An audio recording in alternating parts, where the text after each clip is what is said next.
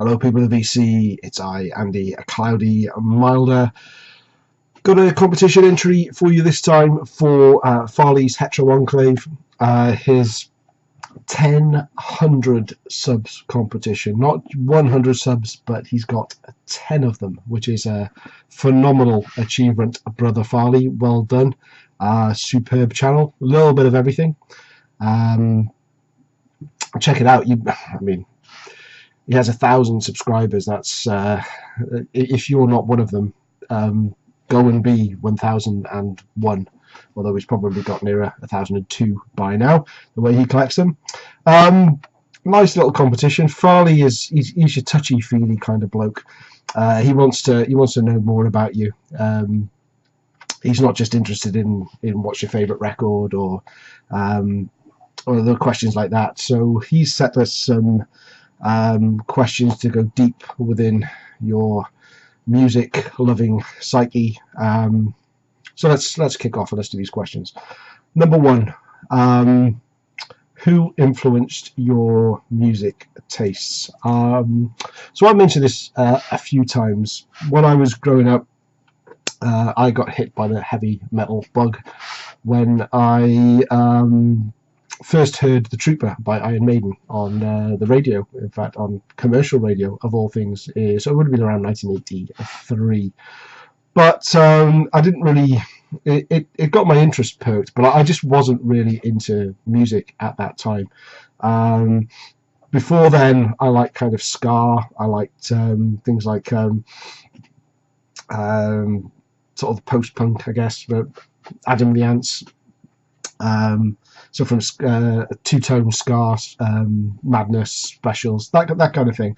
But I never really bought music. It was just something I heard and I liked, and it didn't really bother me that much. My parents never really played that much music around. My dad had a turntable and a handful of records, maybe about 30 or so. Some sort of country and Beatles, that kind of thing. But I honestly never remember him playing any records. When the radio was on in our house, it was always sort of Radio 4 in the UK, which was more sort of current affairs and plays and maybe classical music, that kind of thing. So I didn't really get anything from my parents, and I just don't remember my bunch of friends being, music wasn't the centre of our world or attention. It was football. So I guess when I got to about the age of 13, 14, and I was interested in the metal sound, and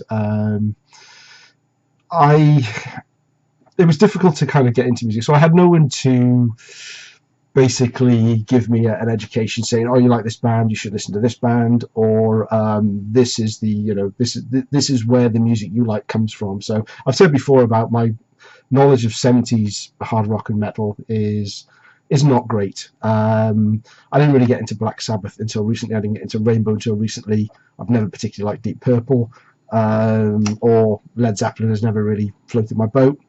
When I think of Judas Priest, I instantly think of like the 80s stuff. And I thought 70s music when I was a kid was music for previous generation, for people older than me.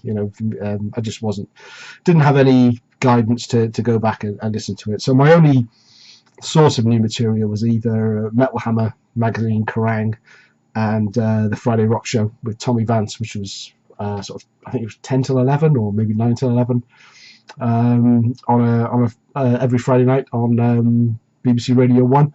So I tended to get introduced to more sort of newer bands and music that was coming out in the 80s, and I thrived on it. I loved it. I didn't feel the need to go back and check anything out.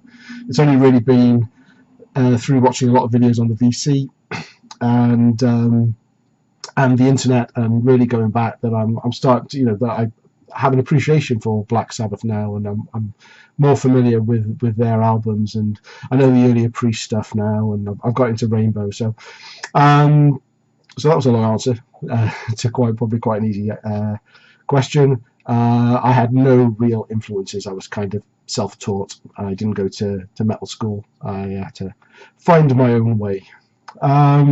Next question. I don't know if I've got these in the right order, but I'm sure that doesn't matter. Who in the VC would I like to spend a day with, and what would you want to do? I've been really lucky. I've met some great guys from the VC already. John Bellamy came up to Edinburgh and we went out digging, and that was really good. Greg the Egg Brackmore Rules. He was over in Birmingham. We were supposed to go down to see this, I guess, like conference is the wrong word. There was this heavy metal kind of gathering at the NEC in Birmingham. I can't think of the word for it now. And he said he was going to it, and I arranged book flights and went down, and it got cancelled about a month before for lack of interest. I don't think they got enough ticket sales. But I went down and met him anyway, and again we went digging around Birmingham, and it was brilliant to meet him. I was lucky enough to. So a company I work for has offices in around the sort of Boston area and Atlanta area, and I got a chance to go out there last year and took the opportunity to meet up with Helmut Diggy, Rob from Boston, and John Bitbot Boom, and that was amazing. 3 great guys. We had a really good time. Did some record shopping. A spot of lunch with Mr. Diggy, and it was a really great day. And I'd be happy to meet up with those guys again. So yeah, very lucky to have met some of you guys already. But who else will I meet up with? I guess anyone that I interact with on here. If usually my comments are just stuff and nonsense, I'm quite happy to talk records, but a lot of the time my irrelevant humour will come through in my comments. So if anyone reads a comment from me and you think, oh, that sounds a bit off, I'm probably trying to take the piss, and it may not come across very well. So I hope nobody ever takes it the wrong way and would at least ask me to explain my dodgy sense of humour, if nothing else. So if I interact with you in the comments and chat with you, even those guys that, especially those guys that I've maybe talk a bit more often with on Facebook, and again interact with on there, I would love to meet up with any of you. But who am I likely to meet up with? As I mentioned, in the past I've been out with my company in the Boston or Atlanta area, so if anyone is around those areas, if I get a chance to go out again, I will probably drop a video like I did last time and see if anyone is available for a meetup. Farley, I know you're in and around the Atlanta area, so if I do get the opportunity to go out there again, I will certainly tap you up, and we'll see if we can get together. I think that would be really cool. People in the UK definitely got more of a chance of meeting up with. Ones that spring to mind: James Griffiths, Vinyl Professor, Mike Metal Mickey, Steve Headbanging Zulu, probably a few others as well. It's probably a matter of time before we get together at some point, even without necessarily having to arrange something. I just think because the UK is fairly small, tiny in comparison with the US. There's always a chance that I may be passing through your region and we can get a chance to meet up at some point, or if anyone at all finds themselves for some reason in Scotland, give me a shout. Let's meet up. Let's go record shopping. Some great record shops in Edinburgh. And in fact, that's what we do. That's how. If we met anyone, I want to go record shopping with you, and then maybe go out for some food and a drink or something, and just talk music. That's 2 questions. I'm 10 minutes in. Let's hurry this up. What do I like about the VC? Well, going back to the first question about not really having any mates into the same music as me and not being able to have good discussions about music, whether it be agreeing or even completely disagreeing with someone's opinion. I get a lot out of interacting, and the vinyl community is to me a great community, and you're my music mates, and I just love talking about music with you, and to me, it's not just about. In a way, it's a bit of an ego trip. I mean, surely that's why we do these videos. We want to show what we've got, and we want others to say, "Yeah, that's cool." And if they don't, and I say I'm quite happy to comment on people's videos and say I do not like that Def Leppard record ever, but knowing it's done in a good way, and it's a great bit of banter. That is what I really like about the VC.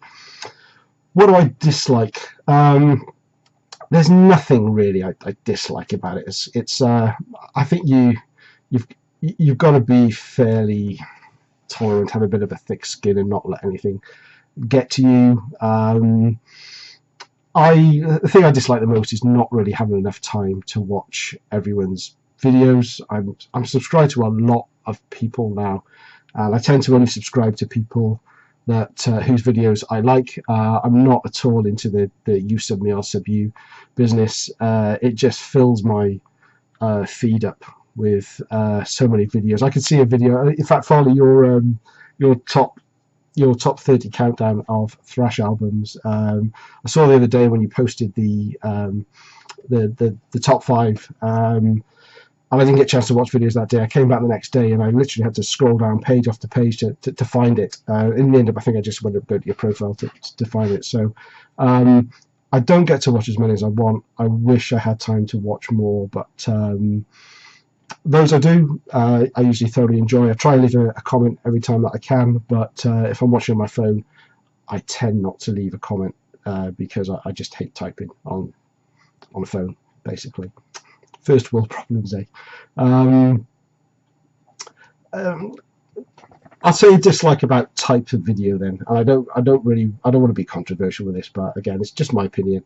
I'm not a big fan of A to Z videos. I much prefer to see videos where people are showing off their new purchases or showing off their collection on a particular theme. I love doing those videos where you pick a theme and then you pick albums out and you talk about how it fits into that theme. I particularly love those, and VC videos and VCLT videos, sorry. But I'm just not a big fan of A to Z videos. I still watch them, but not as they don't appeal to me as much as other types of videos. But there we go. That's just me, my opinion. And finally, a talent. I thought long and hard about this, Farley, and I've decided I'm going to share something with you that I generally only share with my kids. So I think you've got a bit of a fun-loving nature, so this may well work, or it may just fall completely dead because you're not 9 and 7 as my kids are. But my talent is bad and slightly embarrassing dad magic.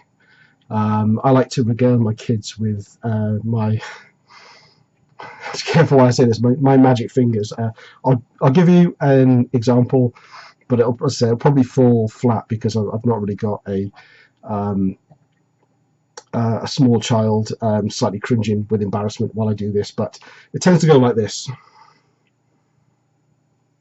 Do you see that? I managed to make a finger appear, and then we can go disappear, and then you reach out to your unsuspecting child behind their ear, pull it out.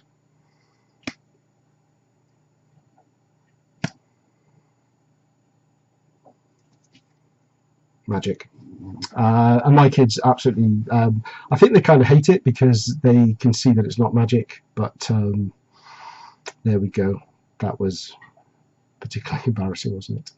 Farley, congratulations on your 1,000 subs competition. Subscribe to Farley if you haven't already, if you're one of the few that watch me that haven't. Have a great weekend, everyone. Cheers.